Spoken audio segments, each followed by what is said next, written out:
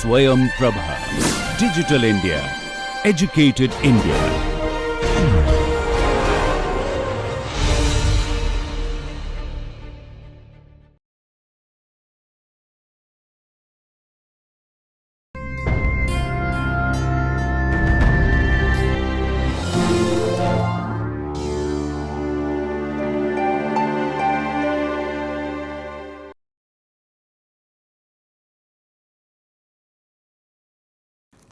Patent Office and its establishment.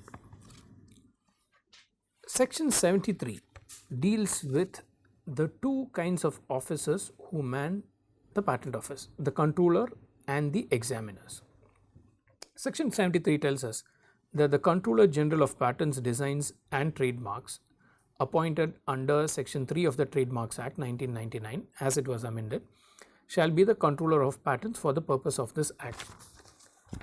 So, the Controller General for Patents is the same person who is the Controller General for Patents, Designs and Trademarks. So, it is a joint portfolio, and the person who holds the portfolio of the Controller General of Patents, Design and Trademarks shall be referred to as the Controller of Patents when it comes to the matters or the duties he has to discharge under the Patents Act.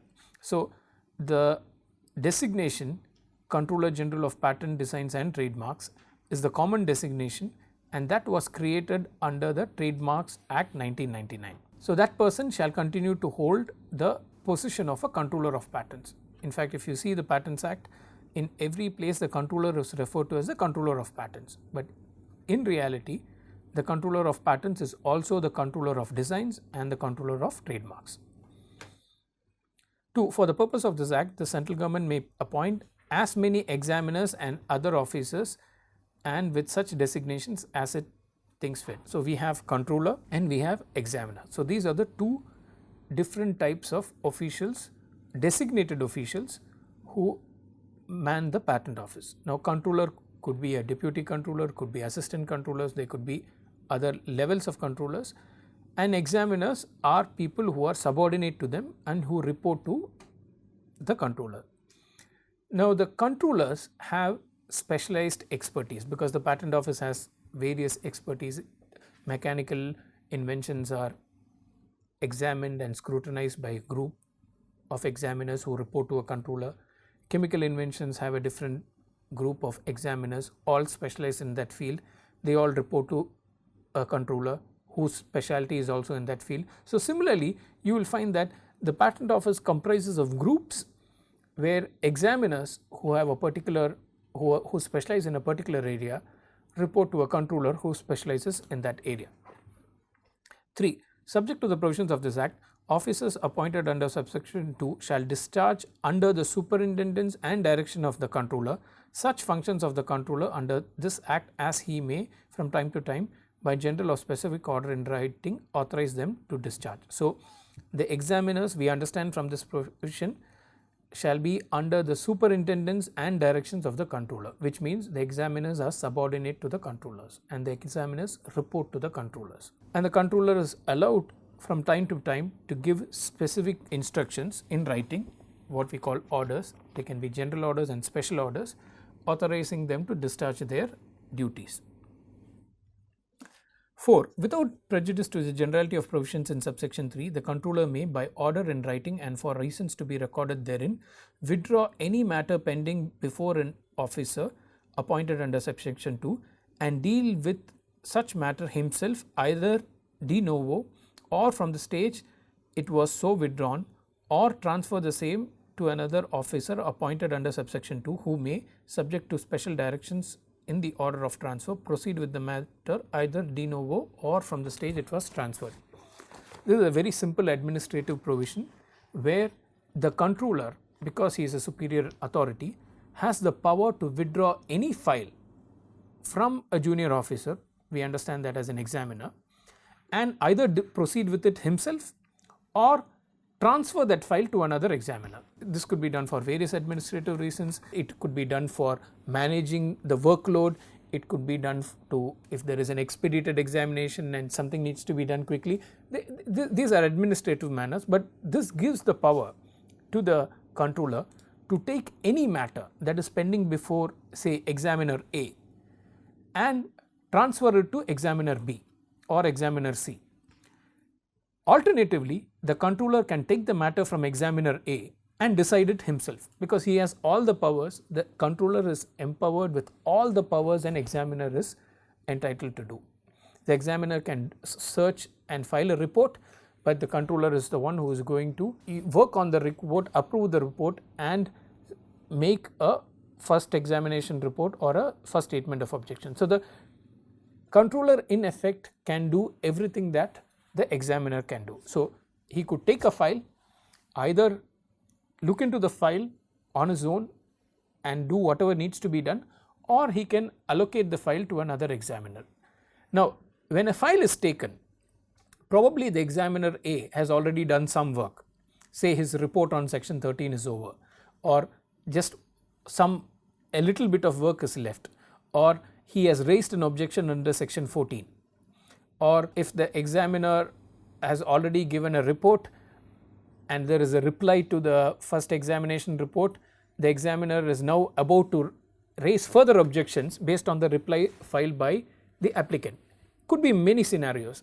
Now, the controller can either start afresh, saying that all the work the controller did does not matter, I will start de novo. De novo is to start afresh, he can start from scratch, or he can start from the stage where the examiner had left. So, these two powers are given to the controller. He can, if he takes up the matter, he can do these two things on his own. He can start afresh, or he can continue with the stage in which it was left, or if he were to assign the matter to examiner B, to another examiner, that examiner can also be directed to start afresh. De novo means starting afresh, starting from scratch, or to continue from the stage in which it was transferred. Now, the patent office has branches. 74 tells that the patent office that there shall be an office which shall be known as the patent office. So, we have only one patent office in India. It has various branches. The Delhi is a branch, Chennai is a branch, Mumbai, Kolkata, they are all branches. The central government may by notification in the official gazette specify the name of the patent office. The head of the patent office shall be at a place as the central government may specify, and for the purpose of facilitating the registration of patents that may be established at such other places as the central government may think fit, branch offices of the patent office. So, it can establish, it can say where the main office is, and it can also decide what will be the branch offices, and the patent office shall have a seal. Earlier we had a provision for sealing of a patent, now that provision is removed, but the patent office has a seal and it operates by a seal, in the sense that the documents that have been issued by the patent office will be issued with the seal of the patent office, just to show that the issuing authority is clearly known. And there is some history behind it, because earlier when patents were granted by the kings and the queens, then it had the royal seal on it, because they were privileges that were granted by the king, by the sovereign. So, when India moved and became a democratic country, we still have a patent office has a seal, though it is not the seal of the king or the queen, it still has a seal, just to show the authority, and there is some history behind this practice. Now, restriction on employees of the patent office as to right or interest in a patent. All officers and employees of the patent office shall be incapable during the period for which they hold their appointments to acquire or take directly or indirectly, except by inheritance or bequest, any right or interest in any patent issued by that office. So, if you are an employee of a patent office, you cannot file patents. It is as simple as that. You cannot file a patent. You may have to take retirement, come out and do it, but you cannot file a patent if you are an employee. But if your father filed a patent, you could definitely, after the time of your father, you could inherit it. That is not prohibited, but you cannot be the true and first inventor or the assignee. 76. Officers and employees not to furnish information. An officer or an employee in a patent office shall not, except when required or authorized under this act or direction in writing of the central government or the appellate board or the controller or by the order of a court, furnish information or assist in the preparation of a document permitted under the act to be lodged in the patent office, or conduct search in the records of a patent office. Now, these three are functions that they discharge as government servants. So, a person cannot be asked to do what he is doing on behalf of the government. Okay. So, an officer or an employee shall not, except authorized by the Act or by the central government, appellate board, controller, or by the order of an court, which are all superior bodies, authorities under the Patents Act, unless they tell them they are not obliged to furnish information on matter which is being or dealt with under the Act. So, they have to maintain confidentiality of their work. They shall not prepare or assist in the preparation of a document required to be filed or lodged at the patent office. So, if you come across some person in the patent office telling you that I can help you with the drafting of the patent, there is a bar. He should not be doing that. Okay, that there is a conflict of interest. He cannot be helping you in drafting and also prosecuting the patent. The logic is the same for not allowing government servants who are working with the patent office to file inventions of their own. It is the same logic.